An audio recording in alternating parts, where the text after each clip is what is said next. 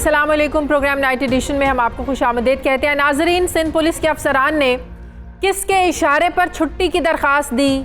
क्यों वफाकी हुकूमत को दाल में कुछ काला नज़र आने लगा है? क्यों वज़ीर आज़म पर फ़ौज को सियासत में मुलव्वस करने के इल्ज़ामात लगाए जा रहे हैं? सिंध पुलिस के आला अफसरान की जानिब से छुट्टियों की दरख्वास्त मौखर करने के फैसले के बाद ये सवालात अब हुकूमत और अपोजिशन की जानिब से उठाए जा रहे हैं। मीडिया रिपोर्ट्स के मुताबिक कराची के वाक़े पर आर्मी चीफ के नोटिस और बिलावल भुट्टो से IG सिंध की मुलाकात के बाद सिंध पुलिस के अफसरान ने छुट्टियों पर जाने का फैसला फ़िलहाल मौखर कर दिया है। सिंध पुलिस की जानिब से जारी मुतअद्दिद ट्वीट्स में ये कहा गया है कि IG सिंध ने यह फैसला किया है कि वो अपनी छुट्टी की दरख्वास्त को फ़िलहाल इल्तवा में रख रहे हैं और उन्होंने मातहत अफसरान को भी ये हिदायत की है कि वो भी वसी तर कौमी मफाद और इंक्वायरी के नताइज आने तक अपनी छुट्टी की दरख्वास्तें 10 रोज़ के लिए मौखर कर दें। सिंध पुलिस की ट्वीट में यह भी कहा गया है कि आर्मी चीफ ने भी यकीन दहानी कराई है कि सिंध पुलिस का वक़ार बहाल करने के लिए वो गैर जानिबदार होंगे। सिंध पुलिस वज़ीर आला सिंध और चेयरमैन पीपल्स पार्टी की मशकूर है कि वो IG हाउस पहुँचे और यकजहती का उन्होंने इजहार किया, जबकि आज वज़ीर आला सिंध मुराद अली शाह ने IG सिंध समेत आला पुलिस अफसरान से मुलाकात की।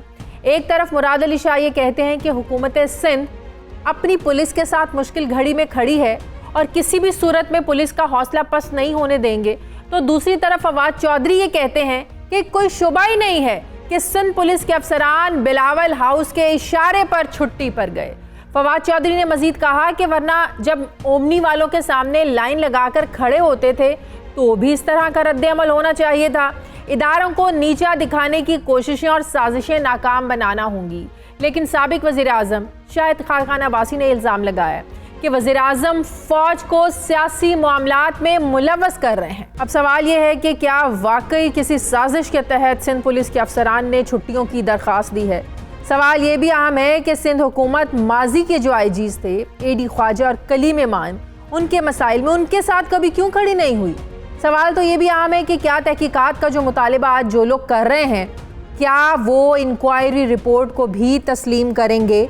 इस पर मैं बात करूंगी। मुझे ज्वाइन किया है वज़ीर ममलिकत बराए पार्लिमानी उमूर अली मोहम्मद ख़ान साहब ने। अस्सलाम वालेकुम, बहुत बहुत शुक्रिया अली मोहम्मद ख़ान साहब आपका। अली साहब, वैसे ये बात तो हमें माननी पड़ेगी कि इससे पहले ऐसे कभी नहीं हुआ कि किसी सूबे के IG को मुबैना तौर पर उठा कर ले जाया गया हो, ज़ोर ज़बरदस्ती करके अपने मर्ज़ी का काम करवाने की कोशिश की गई हो, और फिर ये भी एक प्रेसिडेंट सेट किया गया है कि एक अफसर के साथ यकजहती के सिलसिले में तमाम जो पूरा पुलिस डिपार्टमेंट ही खड़ा हो गया है। कल छुट्टियों की उन्होंने दरख्वास्त दे दी, बहरहाल आज उन्होंने फैसला जो है ना फ़िलहाल IG साहब के कहने पर मौखर कर दिया है।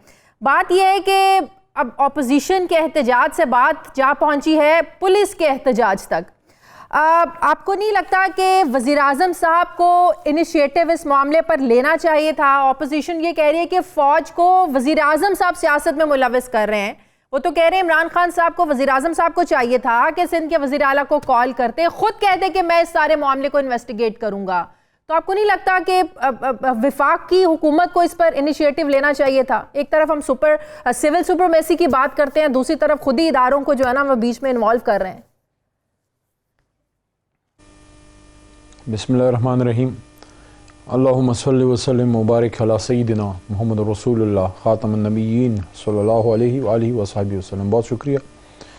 Law and order is always a provincial subject. 18वीं तरमीम के बाद और ख़ासकर पीपल्स पार्टी इस बात का बड़ा वो बात भी करते हैं इस पर।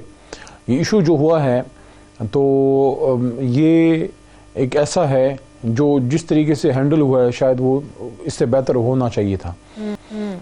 पीपल्स पार्टी की तरफ से ज़ाहिर है जब एक डिमांड उनके चेयरपर्सन की तरफ से, चेयरमैन के लेवल से आई है तो उसको एक्नॉलेज किया chief of the army staff साहब ने, और रियासत ने यकीन दहानी दिलाई है रियासती इदारों ने कि इंशाल्लाह जो भी इसका मुनासिब इसकी इन्वेस्टिगेशन रिपोर्ट होगी वो आ जाएगी सामने। मैं समझता हूँ अभी इस पर मेरा ज़्यादा डिस्कस करना क़ाबिल वक्त है क्योंकि मेरे पास इस वक्त कोई इन्फॉर्मेशन तो इसकी है नहीं। वो जब आ जाएगा तो सामने आ जाएगी। लेकिन मैं समझता हूँ देखें what was the reason for this, हुआ क्या? बेसिकली मसला तो बना ही इन लोगों से ना। क्या ज़रूरत है आपको वहाँ कायद, उसको तो माफ़ कर दें जो कायद आज़म के ख्वाब तो अपने चकना चूर कर दिए, उनकी कब्र को तो माफ़ कर दें, वहाँ आप क्यों इस तरह करते हैं? हम हमारे खिलाफ बात होती है कि इमरान खान साहब गए थे, वहाँ भी नारेबाजी वगैरह हुई थी, तो इमरान खान साहब तो बड़ी मुश्किल से अंदर भी प्रॉपर नहीं पहुँच पाए थे और कारकुनों ने शोर वगैरह किया था। लेकिन जब एक लीडर जाके करता है और आप फिर किस चीज़ की स्लोगनियरिंग कर रहे हैं, उससे एक सैंक्टिटी टूटती है। तो मैं समझता हूँ कि उधर से मसले मसाइल बने। मैं जब बहुत सी बातें होती हैं तो मामलात उलझ जाते हैं। मैं क्लियर कट कुछ बातें करना चाहता हूँ। देखें, अगर किसी को पाकिस्तान से मोहब्बत है तो पहला काम तो मेरे ख्याल में ये हम करें कि खुदारा वो लोग जो यहाँ गोलियाँ खा रहे हैं हमारे इस मुल्क की हिफाजत के लिए, खुदारा उनको अपने जो है अपनी सियासत में उनको ना घसीटें। We should not wash our dirty linen in public. Pakistan में ये कोई आज नहीं, ये कोई बात चली है सिविल मिलिट्री इम्बैलेंस की, ये 3-4 दहाइयों से ये बातें चल रही हैं। पहली हमारी जो टेक ओवर थी वो 1960s में थी, जनरल अयूब साहब के ज़माने की, 1958 में थी, सॉरी। तो ये कोई आज नहीं कोई ये सारा हुआ, और ये कोई ऐसा नहीं था कि यहाँ कोई बहुत जो है कोई 200% किस्म की जमहूरियत चल रही थी और अचानक मियाँ नवाज शरीफ हुकूमत से निकल गए और जो है अब उनको सब कुछ याद आ गया। ऐसा नहीं है। पाकिस्तान में मसाइल सारे रहे हैं, यहाँ डिक्टेटरशिप्स भी रही हैं, यहाँ डेमोक्रेसी भी रही है, और बतदरीज मैं आपको दावे से कह रहा हूँ कि बतदरीज डेमोक्रेटिक प्रोसेस मजबूत हुआ है। 1999 का जो वाक़या हुआ बदकिस्मत, मैं उसको बदकिस्मत कहूँगा, जो भी हमारे सियासी मुखालिफ हैं, लेकिन उस वक्त वो नहीं होना चाहिए, हुआ। 2002 में एक डेमोक्रेसी एक तरह की आई जो कि एक तरह से मैं उसको कहूँगा कि उस तरह से नहीं थी जिस तरह होनी चाहिए, लेकिन एक सियासी हुकूमत आई। तो ऐसे वाक़यात से जमहूरियत कमज़ोर नहीं हो रही है। मियाँ साहब की हुकूमत आई, 5 साल पूरे हुए। अगर विफाक ने इस मामले में इंटरफेयर नहीं किया, विफाक का कोई ताल्लुक नहीं है, मान लिया, फिर सिंध हुकूमत के इख्तियारात को चैलेंज किसने किया? देखिए, मैं समझता हूँ कि इस वक्त ये जो इश्यूज़ हैं ये पॉलिटिकल पार्टीज़ पॉलिटिकल लेवल पे डील करें, लेकिन इस वक्त जो पाकिस्तान का सबसे बड़ा नुकसान अगर कोई कर सकता है या करे, चाहते या ना चाहते, वो ये है कि इन इश्यूज़ में आप अपनी मिलिट्री को बीच में घसीटें, हर चीज़ में घसीटें। हमें भी नहीं डिस्कस ज़्यादा करना चाहिए, उनको भी नहीं करना चाहिए, हसास इदारों को भी नहीं करना चाहिए। दुनिया में ऐसे ही होता है।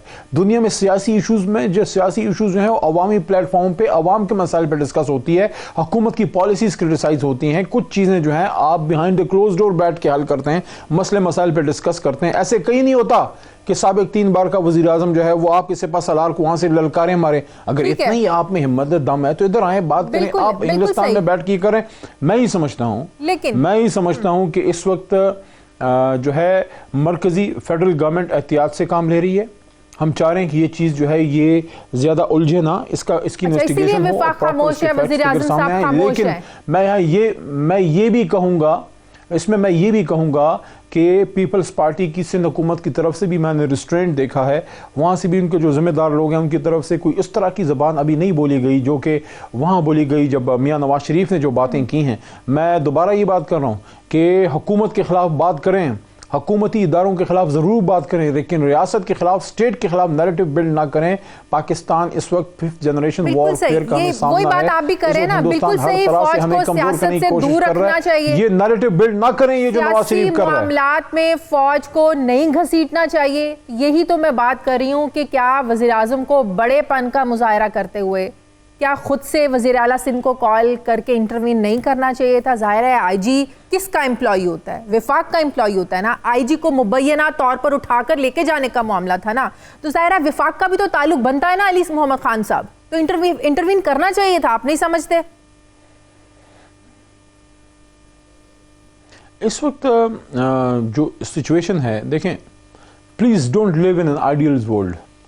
ख्याल की जन्नत से हम सब निकलें, और हकीकत इस वक्त क्या है? हकीकत यह है, मैं बरमला ये कह रहा हूँ कि अपोजिशन इस वक्त मुनाफिकत की सियासत कर रही है। उसकी वजह क्या है? हिपोक्रेटिक सियासत कर रही है। उसकी वजह यह है कि एक तरफ आप इस सिस्टम पे नो कॉन्फिडेंस का इजहार करते हैं, दूसरी तरफ सिस्टम से आप पूरा फ़ायदा भी लें। सिंध में आपकी हुकूमत है, लेकिन आप कहते हैं कि जनाब यहाँ पे धांधली हुई है। पंजाब में, खैबर पख्तूनख्वा में, बलूचिस्तान में नेशनलिस्ट की और वहाँ के उन्हीं की इलाकों की जमातों की ज़्यादा हुकूमत है। वहाँ तहरीक इंसाफ या मुस्लिम लीग नून के बड़े कम लोग हैं पीपल्स पार्टी के, लेकिन वहाँ जो है मुकाबला तो पीटीआई या जमीयत उलमा इस्लाम का या पीटीआई या नून का नहीं था। वहाँ तो आपका पीके मैप का या जमीयत उलमा इस्लाम का मुकाबला हुआ है, या नेशनलिस्ट पार्टीज़ का और वहाँ की और किसी दूसरी नेशनलिस्ट पार्टी का मुकाबला हुआ है। तो जहाँ जहाँ आपके लोग जीते हैं वहाँ धांधली नहीं हुई। जो बलूचिस्तान से जमीयत उलमा इस्लाम के जीते हैं, या इसी सिस्टम के अंदर मौलाना फजल रहमान साहब सदर का इलेक्शन लड़ते हैं, तब सारा सिस्टम ठीक था। लेकिन जब वो हार गए तो फिर कहते हैं कि देखिए ये पिक एंड चूज छोड़ें। और एक और भी चीज, बेसिक नैरेटिव क्या है? बेसिक नैरेटिव ये है कि हमारे साथ बहुत बड़ी धांधली हुई है, आपके साथ बहुत बड़ी धांधली हुई है, ठीक है, अच्छा हो गई है, ठीक, तो आप 2 साल सो रहे थे। ये भी आप और एक और चीज, हकीकत ये भी है ना, अली मोहम्मद खान साहब वजीर आजम साहब ऑपोजिशन से तो बात करना मेरे से धांधली होगी तो मेरी कुछ सीटें होंगी जिसपे धांधली हुई होगी। देखें, आसमानों में तो धांधली नहीं होती ना। हाँ। अगर कोई धांधली हुई है तो मेरी कुछ सीटें होंगी ना जो मैं जीत रहा था, मैं मेरे से छीन ली गई, तो उसकी तादाद से पता लगेगा कि कितनी सीटों पे मेरे साथ हुई है। सही। इस वक्त आपकी 2013 के मुकाबले में आधी पिटिशंस हैं, और मुस्लिम लीग नवाज जो इसका बड़ा डोल डाल रही है, उनके मैं फिगर्स आपके सामने रख दूं, आप तो थोड़े जल्दी कर रही हैं। फिगर्स से चीजें क्लियर होती हैं, फैक्ट्स फिगर से बात करनी चाहिए। वो बात ठीक है, लेकिन हवाओं में बात नहीं करनी चाहिए। देखें, 240 सीटें हैं आपकी कौमी असेंबली की इलेक्टेड सीटों में से, और अगर किसी ने हुकूमत बनानी है तो उसकी 170-175 तक सीटें होनी चाहिए। हाँ। कम से कम एक जमात जो एलाइज के साथ मिलकर बनाती है तो 100 से ऊपर उसकी कम से कम हो, जिस तरह इस वक्त हमारी है या माजी में नवाज शरीफ साहब की जमात की थी।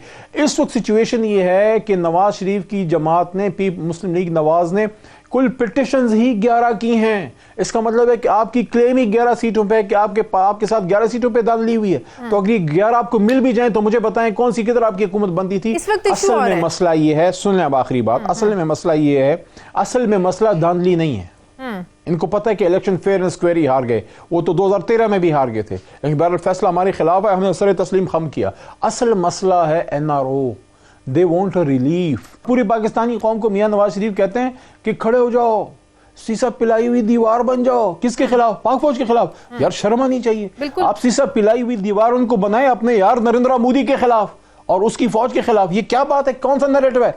क्या जुल्म किया पाकिस्तान ने आपके खिलाफ? अगर सुप्रीम कोर्ट में पिटीशन डालें, लेकिन किस तरह आप पाकिस्तान के दिफा के इदारों को इस तरह टारगेट कर सकते हैं? 2 हुकूमतें चल रही हैं, लेकिन जो कराची में हुआ, आपको नहीं लगता कि इससे ऑपोजिशन का जो बयान है, ये अभी जो है ये पैदा हुए हैं पाकिस्तानी सिस्टम, इन्होंने अभी देखा है। जब ये हुकूमतों में इसको ठीक करते ना, इसको ठीक करते, रिफॉर्म्स करते, क्या अकाउंटेबिलिटी पे रिफॉर्म्स किए? ये नैब का जो रोना ये रोते हैं, नैब पे कौन सा रिफॉर्म किया? इलेक्शन कमीशन पे कौन सा रिफॉर्म किया? अकाउंटेबिलिटी सिस्टम को वीक किया, नैब के सिस्टम को जो है, इलेक्शन कमीशन को, इलेक्टोरल सिस्टम को रिफॉर्म, उसको जो है आपने वीक किया। आप मुझे बताएं, मिलिट्री इंबैलेंस को खत्म करने के लिए आपने क्या किया? डॉन लीक्स किया, आपका तो कारनामा डॉन लीक्स है। हम कम से कम आपकी एक ऐसी हुकूमत है जो इस वक्त पाकिस्तान में हुकूमत और उसके इदारों के बीच में कोई गैप नहीं है, सारे एक पेज पे हैं। और मैं बता दूं, ये नवाज शरीफ और ये जरदारी साहब और उनके लोगों को, आप चाहे कुछ भी कर लें, ये पाकिस्तान बदलने जा रहा है। और याद रखें 2023 में यही आदमी इंशाल्लाह आपका वजीर आजम होगा, इमरान खान जिसका नाम है, जिसको पूरी कौम चाहती है। मुश्किलात हैं, महंगाई है, लेकिन वो मुश्किलात भी बड़ी लोगों पे आती हैं, बड़े कौम पे आती हैं। जितना बड़ा चैलेंज था उतना बड़ा लीडर अल्लाह ताला ने इस कौम को दिया है। और इंशाल्लाह ये सिंध की भी खबर रखें, इंशाल्लाह कराची में हमारा वजीर अल्लाह ताला के हुक्म से उधर भी आ जाएगा इंशाल्लाह। बहुत बहुत शुक्रिया वजीर पार्लिमानी उमूर अली मोहम्मद खान साहब मेरे साथ थे। नाज़रीन, मुझे प्रोग्राम में एक ब्रेक लेनी है, वापस आते हैं एक छोटे से वक्फे के बाद।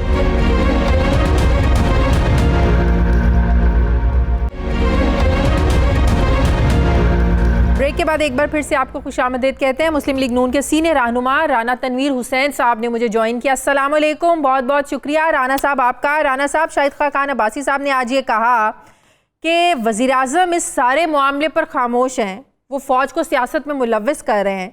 लेकिन मेरा आपसे सवाल ये है कि फ़ौज को इस सारे मामले को इन्वेस्टिगेट करने के लिए कोई वज़ीर आज़म ने तो नहीं कहा, ये तो बिलावल भुट्टो जरदारी ने कहा है। एक तरफ हम लोग सिविल सुपरमेसी की बात करते हैं, दूसरी तरफ उन्हीं इदारों को जो है ना अपने मसाइल को हल करने के लिए, इन्वेस्टिगेट करवाने के लिए बोलते हैं। क्या ये मुतालिबा आला जुडिशरी से नहीं हो सकता था? क्या ये मुतालिबा prime minister of Pakistan Imran Khan से नहीं हो सकता था कि जो कुछ कराची में हुआ है, भैया आप देखें कौन हमारे इख्तियारात को चैलेंज कर रहा है, आके आप इन्वेस्टिगेट करें। डायरेक्ट आप लोग चले गए फौज के पास और आर्मी चीफ और DG ISI से मुतालिबा कर दिया कि आए भाई इन्वेस्टिगेट करें आके। देखिए, जो कुछ शाजिया, मेहरबानी, थैंक यू वेरी मच। लेकिन मैं सबसे पहले ये कहूँगा कि जो कुछ कराची में हुआ है, जो इस वाक़या हुआ है, उसके मतलब जो बातें सुनी हैं उससे तो उसी मुनासबत के हिसाब से तो उनका ये मुतालबा गो आईनी तौर पे ये बात ठीक है। इसकी जो आप बात कर रही हैं कि प्राइम मिनिस्टर खुद आगे बढ़ते और कहते हैं कि यार ये जो बात इतनी बड़ी हो गई है, मैं उसकी इंक्वायरी कराता हूँ, कोई कमेटी बनाता हूँ या कोई जुडिशल कमीशन मुकर्रर करता हूँ, किसी जज को वो मुकर्रर करते हैं, वही कर सकते हैं। और जुडिशरी को भी कहते हैं, तो मेरा ख्याल है जुडिशरी भी अपने तौर पे तो नहीं है, रह जाती है बात चीफ एग्जीक्यूटिव की, वो कर सकता था। एक लगता सुप्रीम कोर्ट को कि इसकी आप देखें या हाई कोर्ट के किसी सिंध हाई कोर्ट के जज को। लेकिन लगता है ऑपोजिशन की जो तसल्ली है वो आर्मी चीफ की यकीन दहानी पर ही अब हुई है कि आर्मी चीफ ने कहा है कि हम गैर जानिबदार होकर इसको इन्वेस्टिगेट करेंगे। शायद वजीर आजम साहब कहते तो आप लोगों को तसल्ली नहीं होती। नहीं, ये बात नहीं है। जो अभी तो इंक्वायरी रिपोर्ट आनी है, उसमें पता चलेगा कि कौन मुलव्वस है, क्योंकि ये कंट्रोवर्सी चल रही है।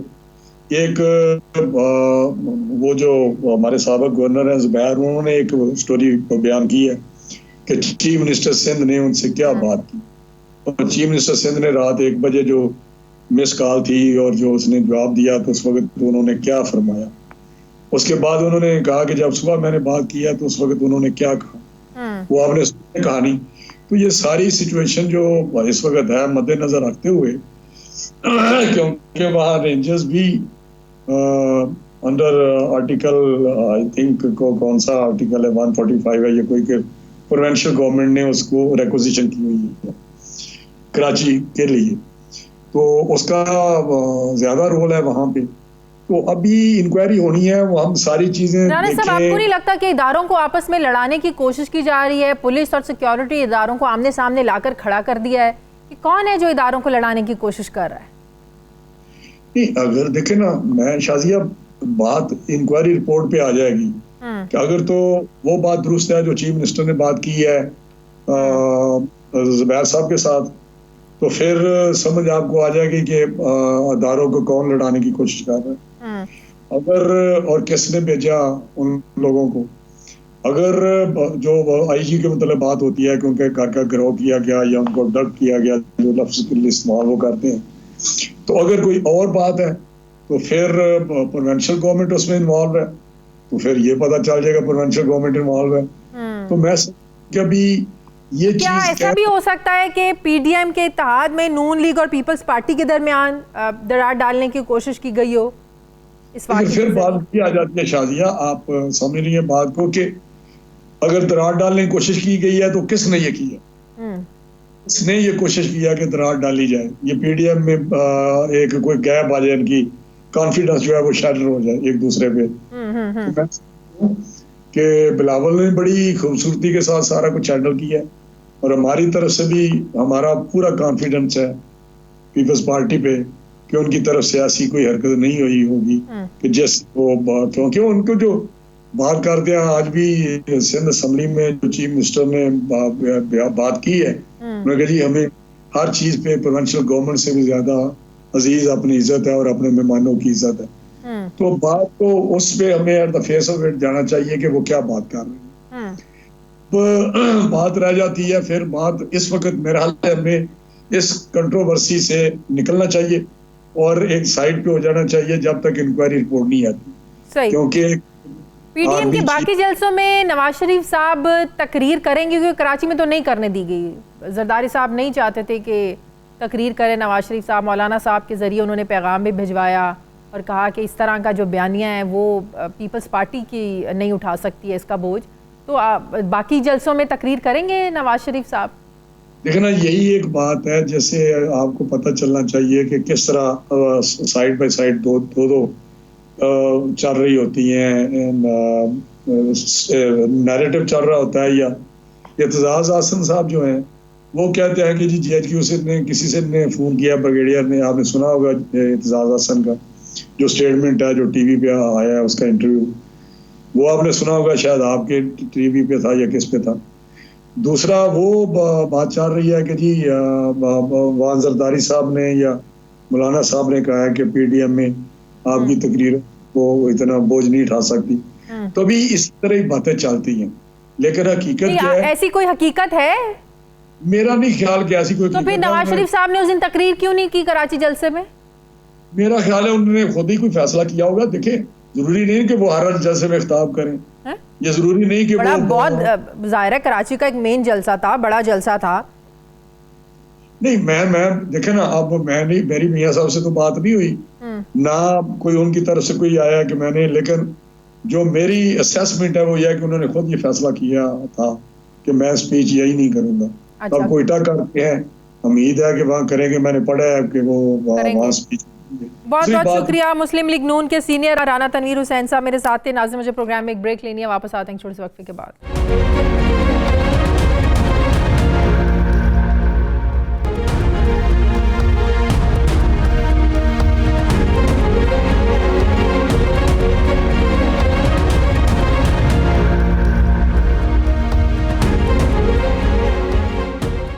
ब्रेक के बाद एक बार फिर से आपको खुशामदीद कहते हैं। सीनियर तज्ज़ियाकार सहाफ़ी इरशाद भट्टी साहब ने मुझे ज्वाइन किया। अस्सलाम वालेकुम, बहुत बहुत शुक्रिया इरशाद भट्टी साहब। इरशाद भट्टी साहब, कराची के जलसे के बाद जो कुछ हुआ, मज़ार क़ायद पर नारेबाजी, उसके बाद फिर कैप्टन सफदर की गिरफ्तारी, उसके बाद फिर जिस तरीके से मुबैना तौर पर कहा जा रहा है कि आईजी सिंध को उठा कर ले गए और अपनी मर्ज़ी का फ़ैसला करवाया गया, फिर उसके बाद पुलिस वालों के जो है ना वो छुट्टियों की दरख्वास्तें, उनका हम कह रहे हैं हमें रिडिक्यूल किया गया, हमारा मोरल डाउन हुआ।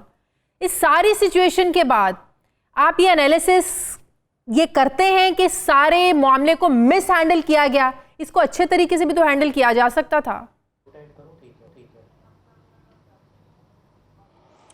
देखिए, पहली बात तो ये है कि आर्मी चीफ साहब का शुक्रिया कि उनके बर वक्त एक नोटिस से और टेलीफोन से जो बिलावल को भी किया और आईजी से भी बात हुई उनकी, तो उससे ये एक वक्ती तौर पर ये बुरान टल गया। हाँ।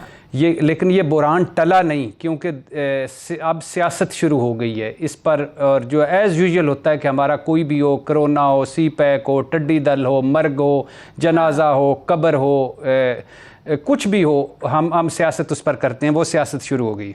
दूसरी बात यह कि मज़ार क़ैद पर जो बदतमीज़ी और बद तहज़ीबी की गई, पागलपन किया गया, वो अफसोसनाक है। मरियम नवाज़ के होटल कमरे में जिस तरह वो लॉक तोड़ा गया, वो अफसोसनाक है।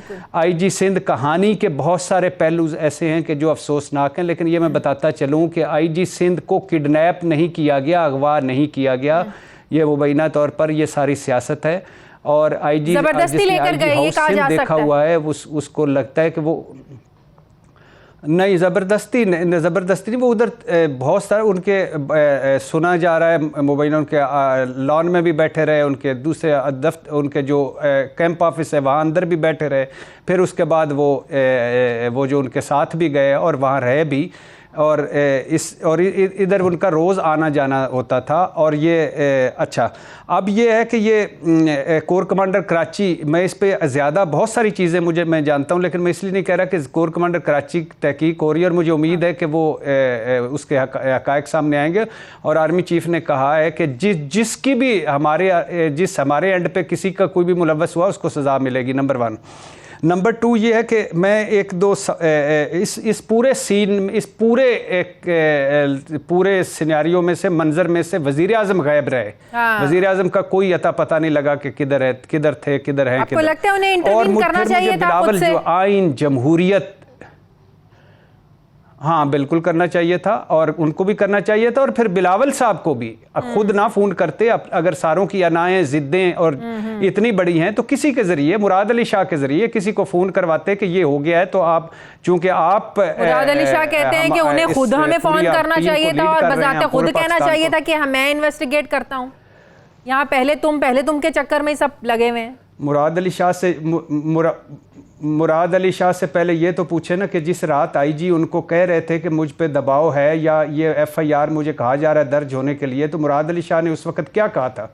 सबसे ज़्यादा कंफ्यूज्ड और सबसे ज़्यादा वो क्या कहते हैं, टाल मटोल वाला मुराद अली शाह। अगर मुराद अली शाह उस रात कोई डिसीजन ले लेते कि भाई ठीक है एफआईआर कर दें, या मुझे बात करने दें, मैं बात कर लेता हूँ, एफआईआर अभी ना करें, या कुछ भी हो, तो फिर ये मामला ही ना होता। मुराद अली शाह तो अल्हम्दुलिल्लाह उस रात भी गायब रहे, अगले दिन प्रेस कॉन्फ्रेंस में भी जो उनका हाल था वो भी आप देख चुके हैं। दूसरी बात मैं एक ये करना चाहता हूँ कि कोई गरीब आदमी, मैं पूछना चाहता हूँ, कोई गरीब आदमी बेजार कायद पे अगर ये करता ये पागलपन, तो क्या उसको सीधा वहाँ से वो होटल जाता कि थाने जाता?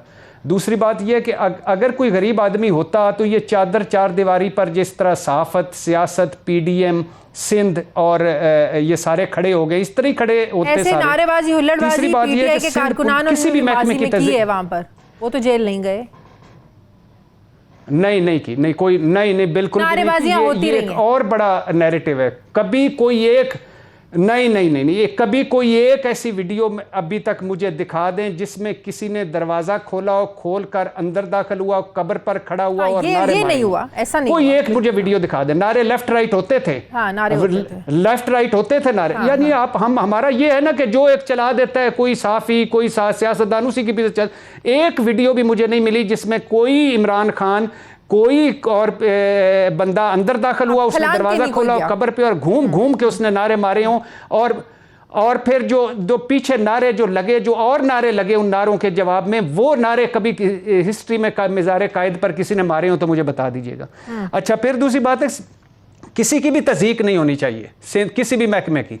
लेकिन मुझे एक बताएं, सिंध पुलिस की तज़हीक, मैं इस पे ज़्यादा बात नहीं करना चाहता। अब इंक्वायरी आ रही कि सिंध पुलिस थी है क्या, माफिया कौन होता है, ये आईजी साहब का अपना किरदार क्या है, ये ओमनी ग्रुप में इनको सुप्रीम कोर्ट ने क्या कहा था, ये बाकी वीडियोस कहानियाँ क्या हैं, बाकी मंथलियाँ कहानियाँ क्या हैं, बाकी ईरानी तेल का कारोबार क्या है, बाकी पेट्रोल पंप कहानियाँ क्या हैं, बाकी बिल्डर्स के साथ कारोबार क्या है, बाकी सारा ये छोड़ दें, एक साइड पर रख दें।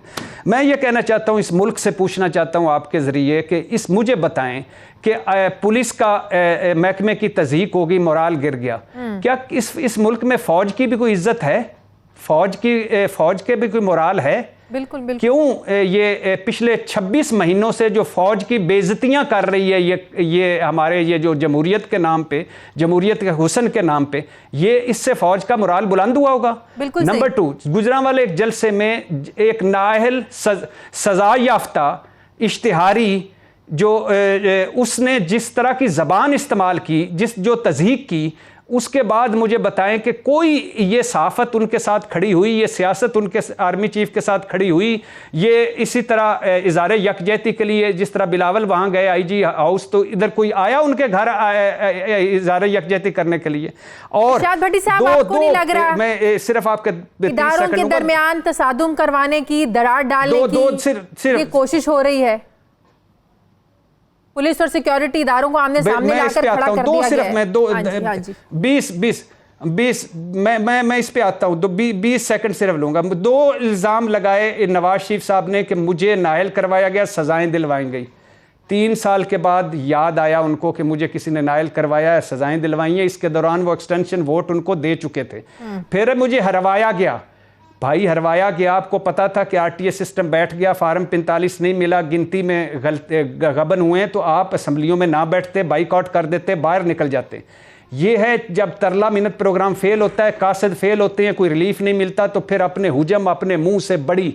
और याद रखो, खुदा की कसम मैं एक बात बता रहा हूँ शाजिया, ये इस पाकिस्तान जिंदाबाद, पाक फौज जिंदाबाद। आपके से तो कराची के नाले साफ नहीं होते, नाले लई साफ नहीं होते। आप तो किसी जोगे नहीं हो, किसी जोगे होते तो रंजीत सिंह से ज्यादा हुकूमत की पंजाब में 26 महीने तब्दीली सरकार को हफीज सेंटर की आग फौज ने बुझाई है। ये है औकात, ये है इनकी जमहूरियत की औकात। अच्छा, दूसरी बात आ जाए, बिल्कुल आप सही कह रही हैं। चारों तरफ से जब आर्मी चीफ साहब ने एक बर वक्त कर लिया, इंक्वायरी का वेट करना चाहिए था। अब उधर से मुराद अली शाह साहब बयान दे रहे हैं, इधर से मरकज से जो हमारे शहबाज हैं, सारे शहबाज हैं, जो सारे खैर से ईगल हैं, बाज हैं, वो बयान कोई तेल लेके चला जा रहा है, कोई आग लगाने जा रहा है। ये ना करें खुदा के लिए, ये ना करें। आपने ये पाकिस्तान इंपॉर्टेंट है। अपनी जिद्दों, अपने अनाओं और अपने नैरेटिव के कैदी ना हो, इससे आगे निकलें। और ये हम फिर पीछे जा रहे हैं, किसी का कोई फायदा नहीं। मैं आपको बता रहा हूं, बिल्कुल सही। ये ज़हन में रख लीजिएगा कि जो कुछ भी हुआ किसी का कुछ फायदा नहीं होगा। ठीक है, बहुत बहुत शुक्रिया। सीनियर सहाफ़ी तज्ज़ियाकार भट्टी मेरे साथ थे। नाज़रीन, मुझे प्रोग्राम में एक ब्रेक लेनी है, वापस आते हैं एक छोटे से वक्फे के बाद।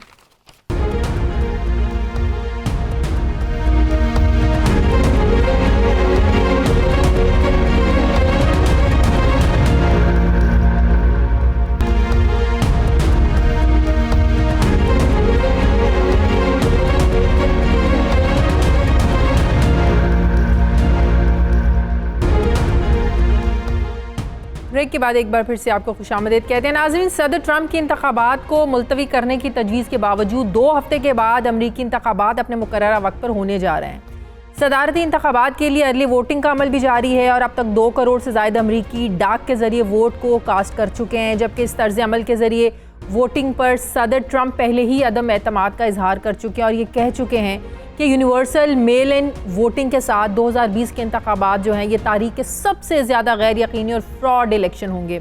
सियासी तज्ज़ियाकार सदर ट्रंप के खदशात को इंतखाबात में शिकस्त का खौफ करार दे रहे हैं और ये कह रहे हैं कि अगर सदर ट्रंप नवंबर के इंतखाबात हार गए तो वो यकीनी तौर पर इन नताइज को तस्लीम नहीं करेंगे। अब सवाल ये है कि अगर सदर ट्रंप ने नताइज को तस्लीम नहीं किया तो फिर होगा क्या होगा? क्या ये वाकई ये सिस्टम इतना नाकाबिल एतबार है? जबकि जॉर्जिया में अपने हामियों से खिताब करते हुए प्रेसिडेंट ट्रंप ने यहाँ तक कह दिया कि मेरा जो मुकाबला है ये अमरीकी सदारती इंतखाब के बदतरीन उम्मीदवार जो बाइडन से है।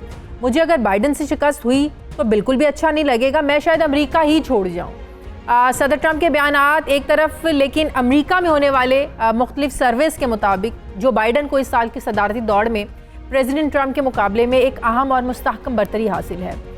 नेट सिल्वर्स ने अपने एक ब्लॉग में लिखा है कि इस वक्त बाइडन का इंतखाब जीतने का इम्कान जो है ये 87% है, जबकि डिसीजन डेस्क HQ ने इनकी कामयाबी का इम्कान 83.5% जो है ना बताया। लेकिन अहम बात यह है कि 2016 में भी पहले हिलरी क्लिंटन की जीत के बारे में बहुत ज़्यादा पेशन गोइयाँ की जा रही थी, लेकिन इंतखाबात के नताइज बिल्कुल ही जो है ना वो इन पेश गोइयों के उल्ट नज़र आए थे। क्या इस बार भी ऐसा हो सकता है? क्या ये पेश गोइयाँ धरी की धरी रह जाएंगी?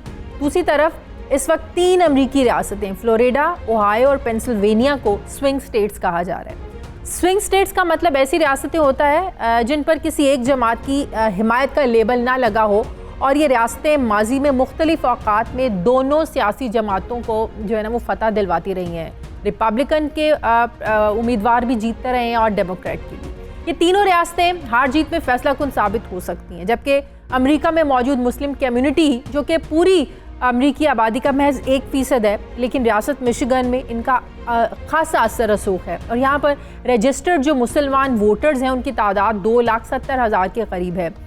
Institute for social policy and understanding के हालिया सर्वे के मुताबिक 78% अमरीकी मुसलमान वोटर रजिस्टर्ड हैं और 2016 के मुकाबले में इनकी तादाद में 18% इजाफा हुआ है। माजी के सर्वे ये जाहिर करते हैं कि अमरीकी मुसलमान रिपब्लिकन उम्मीदवारों के मुकाबले में डेमोक्रेटिक उम्मीदवारों की हिमायत की तरफ माइल रहे हैं। इस बार मुस्लिम कम्युनिटी की हिमायत किसके साथ है, जबकि कल ट्रंप और जो बाइडन के दरमियान आखिरी मुबाहिसा जो है ना वो होने जा रहा है, इसकी क्या तैयारियां, इस पर भी मैं बात करूंगी। मुझे वाशिंगटन से हमारे नुमाइंदे खुरम शहजाद ने ज्वाइन किया। अस्सलाम वालेकुम, बहुत बहुत शुक्रिया खुरम शहजाद आपका। खुरम शहजाद, जैसे जैसे इलेक्शन के दिन करीब आ रहे हैं, ज़ाहिर इंतखाबी सरगर्मियों में भी ज़ाहिर तेज़ी आती जा रही है। अर्ली वोटिंग का जो प्रोसेस है वो भी शुरू हो चुका है। देखा जाए तो अमरीकी सदारती इंतखाब जो है ये इस लिहाज से बड़ा मुख्तलिफ होता है कि यहाँ पर सारा जो अमल दखल होता है और जो डिपेंड करता है कि कौन जीत रहा है कौन हार रहा है वो इलेक्टोरल कॉलेज होता है।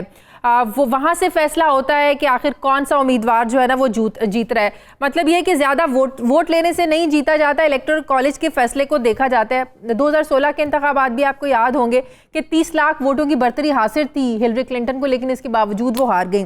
तो ज़रा ये बताइएगा कि किन रियासतों में ज़ाहिर आबादी के लिहाज से इलेक्टोरल जो वोट होते हैं, कॉलेज के वोट होते हैं, उस लिहाज से दिए जाते हैं।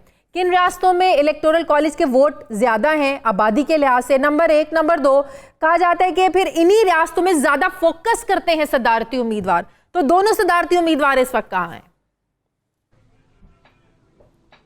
जी बिल्कुल, जो इस वक्त ये दौड़ है बिल्कुल वो कांटेदार मुकाबले में तब्दील हो चुकी है। कैलिफोर्निया और न्यूयॉर्क, टेक्सास, ये रियासतें ऐसी हैं जहाँ पे इलेक्टोरल जो उनकी तादाद ज़्यादा होती है, वोटर्स की तादाद ज़्यादा होती है। इस वक्त जो मुकाबला इस वक्त जो चल रहा है वो फ्लोरिडा और पेंसिल्वेनिया, ओहायो, मिशिगन, विस्कॉन्सिन और आयोवा, इन 5 स्टेट्स के अंदर इस वक्त जो कांटेदार मुकाबला जारी है। इस वक्त थोड़ी देर पहले प्रेसिडेंट ट्रंप उधर रियासत पेंसिल्वेनिया में थे। कल जो बाइडन प्रेसिडेंट ओबामा के साथ वहाँ पे रैली करेंगे पेंसिल्वेनिया में ही। और इसी तरह से जो इस वक्त जो डायनामिक्स चेंज हो रहे हैं, जैसे मिशिगन के अंदर पिछली दफ़ा प्रेसिडेंट ट्रंप को 10,000 वोटों से बढ़तरी हासिल हुई थी, लेकिन इस दफ़ा कहा जा रहा है कि उनको वहाँ पे काफ़ी चैलेंजेस का सामना है। लेकिन दूसरी तरफ जो उसी रियासत का मिशिगन रियासत का गवर्नर जो है वो जो डेमोक्रेट है उसने बयान दिया है कि हम उम्मीद करते हैं कि हम जीतेंगे, लेकिन कुछ कह नहीं सकते। उस तरह से वोटर किस माइंड के साथ इस बार बाहर निकल रहा है? खुरम ये बताइएगा, बड़ा क्राइसिस का साल रहा 2020 कोरोना वायरस के हवाले से। इस हवाले से आपको लगता है कि अमेरिका की जो तैयारियां थी, खुद अमेरिकी अवाम ने उन पर जो है ना वो अदम एतमाद का इजहार किया और कहा कि अमेरिका ने इस हवाले से कोई तैयारियां नहीं की और सबसे ज़्यादा अमवात भी वहीं पर हुई। तो इस हवाले से आपको क्या लगता है कि किस माइंडसेट के साथ 2020 के इलेक्शन का जो वोटर है वो बाहर निकल रहा है? जी, फोकस जो वही है जो स्विंग स्टेट्स हैं उन्हीं के अंदर ही फोकस है कि वहाँ पे जो अनडिसाइडेड वोटर्स हैं, जैसे रियासत फ्लोरिडा है वहाँ पे 29 इलेक्टोरल जो वोटर्स हैं वो उनको जब इलेक्ट किया जाए 29 वोट्स ऐड होंगे जो भी जीतेगा। और पिछले 6 प्रेसिडेंशियल इलेक्शन में वही प्रेसिडेंट बना है जिसने फ्लोरिडा को विन किया है। तो वहाँ पे उम्र रसीदा और स्पेनिश स्पीकिंग जो वोटर्स हैं उनकी तादाद जो है वो एक कंट्रीब्यूशन, मेजर कंट्रीब्यूशन होती है जो है उसको जिताने में। तो इस दफ़ा जो उम्र रसीदा लोग हैं वो काफ़ी मायूस हैं प्रेसिडेंट ट्रंप से, उनकी पॉलिसी से, हर तौर पे कोविड के हवाले से उनकी जो पॉलिसी है, उनकी जो नाकामी है उसके हवाले से उनका काफ़ी तशवीश पाई जाती है। तो उस वजह से ये समझा जा रहा है कि प्रेसिडेंट ट्रंप को फ्लोरिडा में चैलेंज मिलेगा। लेकिन पेंसिल्वेनिया में चूंकि वहाँ पे जो यंग वोटर्स हैं उनकी तादाद जो अनडिसाइडेड है वो ज़्यादा होती है, तो वहाँ पे अनडिसाइडेड जो वोटर्स हैं वो प्रेसिडेंट ट्रंप की तरफ उनका इंक्लाइन है। तो उस वजह से ये कहा जा रहा है हो सकता है एक टाई की सूरत पैदा हो जाए। लेकिन अभी कल प्रेसिडेंट ट्रंप ने जो एनालिस्ट के मुताबिक उन्होंने अपना जो फोकस है वो मिशिगन और विस्कॉन्सिन से मूव करके ओहायो और जॉर्जिया की तरफ कर दिया है। अच्छा। तो उससे भी ये जो उनका जो नया एरिज़ोना खास तौर पे उन्होंने अपना फोकस एरिज़ोना की तरफ कर दिया है। और अभी तक दोनों उम्मीदवारों ने मिलियंस ऑफ डॉलर जो है अब तक 110 मिलियन सिर्फ फेसबुक और इंस्टाग्राम पर लगाए हैं। ओवरऑल 1.2 बिलियन इन्होंने अपनी कैंपेन पर लगाए। अमेरिकी अवाम के नज़दीक नस्ली इम्तियाज मुल्क का जो है ना वो असल मसला है, बड़ा मसला है, और वोटर्स की बड़ी तरजीह भी इस बार इसलिए ज़्यादा होगी कि स्याह फाम के हुकूक के लिए जिस तरीके से इस बार अमेरिकी अवाम निकले, फिर वो जो तहरीक चली ब्लैक लाइव मैटर्स और जो स्याह फाम लोगों के साथ वहाँ पर इस साल हुआ, ये चीज़ कितनी इफेक्ट करेगी, कितने अगेंस्ट जाएगी प्रेसिडेंट ट्रंप के? जो खवातीन है, रिपब्लिकन खवातीन है, वो तो डेफिनेटली प्रेसिडेंट ट्रंप को डैमेज होगा। जो खासतौर पे जो सबर्ब में मज़ाफ़ाती जो खवातीन हैं उनका प्रेसिडेंट ट्रंप के बारे में जो रवैया है उसमें तब्दीली आई है, वो अब उसको पसंद नहीं कर रही। और लेकिन जो डेमोक्रेट का ओवरऑल जो पोजीशन रही है इसी नस्ल परस्ती के हवाले से वो प्रेसिडेंट ट्रंप के खिलाफ जाती है। लेकिन विद इन रिपब्लिकन पार्टी उनको इतना खास चैलेंज नहीं रहा इस नस्ल परस्ती के, और ख़ासतौर पर जो उनके अपने बयान थे वाइट सुप्रीमेसी के बारे में और उनको ना कंडेम करने के बारे में, तो उसके हवाले से विद इन रिपब्लिकन पार्टी खासतौर पर जो मेल डोमिनेंट जो वोटर्स हैं उनके अंदर तो नहीं है। लेकिन खवातीन के अंदर ये सर्वे के मुताबिक खवातीन के अंदर ये देखने में आया है कि उनको ये चैलेंजेस आए हैं। लेकिन ये जो सारे सर्वेज हैं वो मोस्टली जो डाटा कलेक्ट होता है उसके ऊपर डिपेंड करता है। लेकिन अभी आपने कल देखा कि न्यूयॉर्क टाइम्स ने चाइना के अंदर उनका अकाउंट फाइंड किया जिसके अंदर उनका जो ट्रांजैक्शन थी, चाइना के अंदर जो बिजनेस थी, से उनको कॉन्फ्लिक्ट ऑफ इंटरेस्ट के साथ शो करने की कोशिश की। देखें चाइना के साथ इन्होंने अपना ट्रेड वार और ट्रेड डेफिसिट, ट्रेड और दूसरे जो मामला कॉन्फ्लिक्ट, अमेरिका को कॉन्फ्लिक्ट पर रखा हुआ, लेकिन उनके अपने अकाउंट और बिजनेसेस वो चाइना के अंदर पाए जाते हैं। तो इस हवाले से अब अगर आप इस सारे अमेरिका की जो इस वक्त सूरत हाल देखेंगे तो जो सर्वेज आ रहे हैं 57 media houses out of 52 media houses are against president Trump. तो उस हवाले से जो सर्वेज है उनके ऊपर भी इत्मीनान करना 2016 वाली प्रैक्टिस होगी। बहुत बहुत शुक्रिया। वाशिंगटन से मादी खुरम शहजाद हमारे साथ थे। नाज़रीन, हमारे प्रोग्राम का वक्त खत्म हो गया। प्रोग्राम के लिए आप हमें फीडबैक ज़रूर दीजिएगा। अपना ख्याल रखिएगा। मुझे इजाज़त दीजिए, मेरी आपसे मुलाकात होगी कल। अल्लाह हाफ़िज़।